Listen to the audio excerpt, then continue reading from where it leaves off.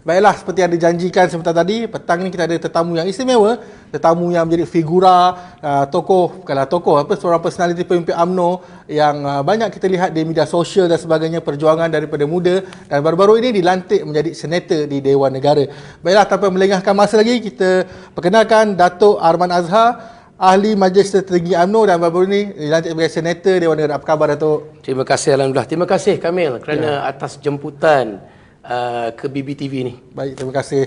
Sama-sama Datuk atas kesudian juga untuk datang di studio kita pada petang ini. Kita amat berbesar hatilah. Dah lama kita memang nak undang Datuk Arman ni. Jadi Alhamdulillah petang ni berkesempatan.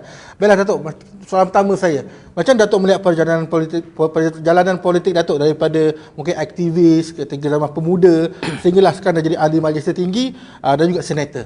Okey, pertama apabila kita berceritakan tentang perjalanan politik. Tak terlintas dalam pemikiran saya akan capai ke tahap ahli Dewan Negara. Sebab kali pertama ketika saya menceburi politik, itu pada 7 bulan Januari 1995, hanya kerana ketika itu habis saja belajar, saya lihat apa yang perlu saya bantu pada masyarakat setempat. Ketika itu banyak parti-parti yang menjadi orang cakap pilihan ketika itu. Tetapi hati saya ketika itu tertarik kepada UMNO. Sebab saya lihat UMNO merupakan sebuah parti yang perlu ada cerminan muda.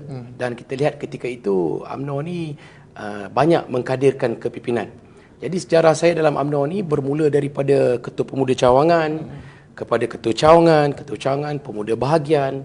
Jadi saya naik dalam politik UMNO ni secara berperingkat. Saya tidak terus di-handpick, tetapi naik sedikit demi sedikit. Kerana itu saya merasakan untuk menjadi seorang pemimpin politik, pentingnya untuk kita mempunyai akar rumbi di peringkat cawangan. Jadi nombor satu bila masuk politik ni, ini saya nak bagi tahu pada orang muda ni. Bila masuk politik ni, jangan kita mengejar jawatan, jangan kita mengejar kebendaan. Kerana kalau ini dua yang dikejar, bila masuk politik, yakinlah mereka akan kecewa di kemudian hari. Tetapi kalau kita masuk politik ni kerana we want to serve, nak berkhidmat dan tidak mengejar jawatan atau pangkat, insya-Allah apabila kita memberikan khidmat kita, memberikan keikhlasan kita, parti akan mengangkat kita sebagai pemimpin. Hari ini saya salah satu produk daripada akar umbi yang orang cakap from street to senate. Mana saya bagi tahu kat luar sana, saya bermula daripada jalanan sehingga menjadi seorang senator. Saya tidak mahu menceritakan benda-benda palsu. Banyak orang nak cerita benda sedap. Saya nak bagi tahu perjalanan politik saya bermula daripada jalanan sebagai aktivis sehingga menjadi seorang pemimpin, dan akhirnya baru ni dilantik sebagai ahli Dewan Negara. Baik. So saya nak bertanya Datuk, nak wujudkan keikhlasan dalam UMNO ni, dalam politik ni macam mana Datuk? Sebab kita tahulah orang kata dalam UMNO ni kanan duit, kiri duit, atas duit, bawah duit. Jadi bila tak dapat jawatan ataupun macam Datuk, saya juga suka tengok posting di media sosial Datuk. Datuk kata tak apa, kita tak mengharapkan jawatan dalam UMNO, tapi nak membina ketulusan, keikhlasan sebagai pemimpin muda UMNO, tak mengharapkan jawatan ni mungkin apa? Ini formula je bermula dari diri sendiri. Kalau kata kita yakin kita mempunyai sebab untuk memperjuangkan hak rakyat, hak kawan-kawan kita, hak masyarakat setempat. Kerana apabila pertama saya masuk dalam UMNO ni, nak memperjuangkan tim bola sepak di kawasan saya. Sebab time tu saya fikir, alamak, tim bola sepak ni saya nak cari jersey, nak cari kasut, nak membantu. Bermula pada keikhlasan nak bantu rangkaian sahabat di kawasan masing-masing. Daripada situ kita langkah demi langkah. Tentang isu keikhlasan ini very subjektif. Kadang-kadang orang cakap, kalau saya cakap ni orang cakap retorik. Tetapi bagi saya, keikhlasan ni perlu lahir daripada diri sendiri. Kalau kita ikhlas dalam perjuangan, kalau kita ikhlas dalam apa saja kita buat, yakinlah Allah Subhanahu Wa Taala akan buka jalan. Dan saya selalu bagi tahu, ini adalah kerja Allah Taala, kun fayakun. Tidak akan diangkat seorang pemimpin tanpa izin Allah Subhanahu Wa Taala.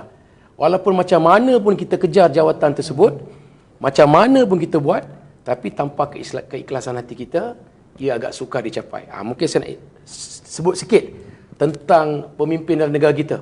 Ada satu pemimpin tu 22 tahun nak jadi Perdana Menteri. Pernah jadi orang nombor 2 terpenting dalam negara kita. Dan pernah mengalahkan UMNO sehingga menjadi kerajaan masa PRU 14. Masih lagi tidak dapat menjadi Perdana Menteri. Kerana apa? Kerana tidak diizinkan oleh Allah Subhanahu Wa Taala. Kerana itu bagi saya, tiap yang kita lakukan harus ada keikhlasan dan yakin kepada ketentuan ilahi. Ya, kalau kita ikhlas, insya-Allah Allah akan bantu kita. Parti juga akan bantu kita kalau kita ikhlas. Itu yang penting. Baik, seterusnya saya nak tanya pelantikan Datuk ketika menjadi ahli Dewan Negara atau senator, angkat sumpah pada minggu lepas.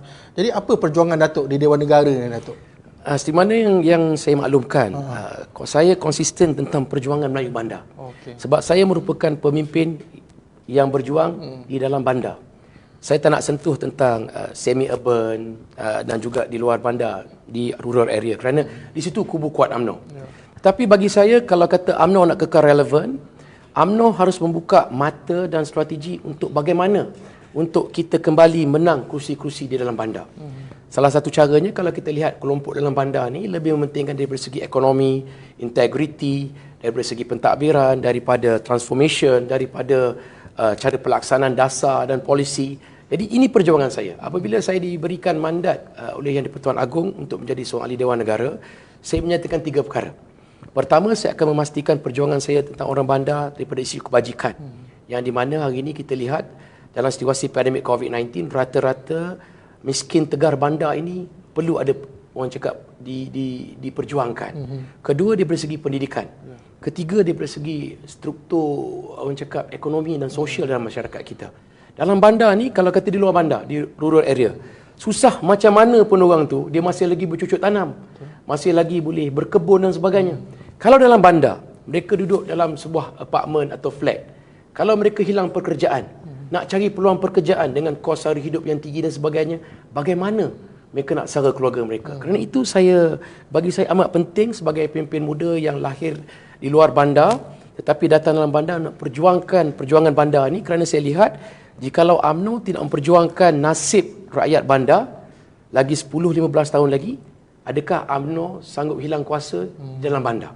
Bagi saya, kalau kata kita nak kekal relevan di pentas politik tanah air, jangan hanya kita menjadi champion di luar bandar, tetapi kita harus memenangi balik semangat dan sokongan dalam bandar, terutama daripada golongan Melayu, Cina, India yang boleh dikatakan profesional, Malaysian Indian yang berada dalam bandar ini sendiri. Baik. Sebenarnya bila berkata tentang untuk kota lah, untuk jadi satu senator oleh Dewan Negara ni, macam mana Datuk nak menepis orang yang iri hati? Datuk Arman dapat ni, kenapa Datuk Arman? Jadi kata-kata macam ni, macam mana Datuk nak hadapi, Datuk? Saya berpegang pada satu prinsip ya. Sejak saya pemuda sehingga hari ini. Biar orang buat kita, jangan kita buat orang. Kita buat kerja aja. Akhirnya parti akan menilai. Tetapi banyak orang yang dengki ni semua, kalau kita juga datang sifat dengki kepada mereka, apa bezanya kita dengan mereka? Jadi kita kena ada satu perbezaan. Kalau orang tak suka kita, kalau orang benci kita, orang fitnah kita, orang khianat kita, orang tikam belakang kita, itu anggap sebagai asam garam dunia politik. Tetapi kita jangan jadi seperti mereka. Sebab kalau kita jadi seperti mereka, apa bezanya kita dengan mereka? Kita nak tunjuk kita lebih baik pada mereka, kita lebih matang pada mereka. Jadi salah satu cara, kita ignore je negativity.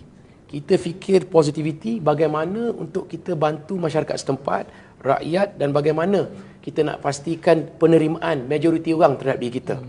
Nak puaskan hati semua orang tu bukan mudah. Tetapi daripada 100 orang, sudah pasti akan ada 20 orang tak puas hati. Tapi yang penting, kita menjaga majoriti yang kekal menyokong dan sentiasa memberikan dokongan dan sokongan kepada kita. Ini yang patut kita jaga. Dan kita jangan rasa kecewa. Sebab the moment kita ada rasa kecewa dalam perjuangan, bila terdetik dalam hati kita ada kecewa kerana tekanan, kita akan hilang semangat dalam perjuangan. Sebab itu pentingnya kita ada semangat biar orang buat kita, jangan kita buat orang, ikut resam padi, lagi tinggi kita, lagi menunduk ke muka bumi. Itu prinsip saya sejak pemuda sehingga hari ini. Dan saya pula mudah. Kalau orang nak communicate dengan saya, kalau tak dapat call saya melalui social media. Daripada Instagram, daripada Facebook, daripada Twitter, dan saya akan jawab. Saya tak pakai orang cakap orang-orang ketiga dan sebagainya. Saya handle semua social media saya sendiri. Dan saya menjawab semua persoalan di social media saya sendiri. Ini pembudayaan saya yang saya buat daripada awal sehingga hari ini. Itu dia. Politik baru.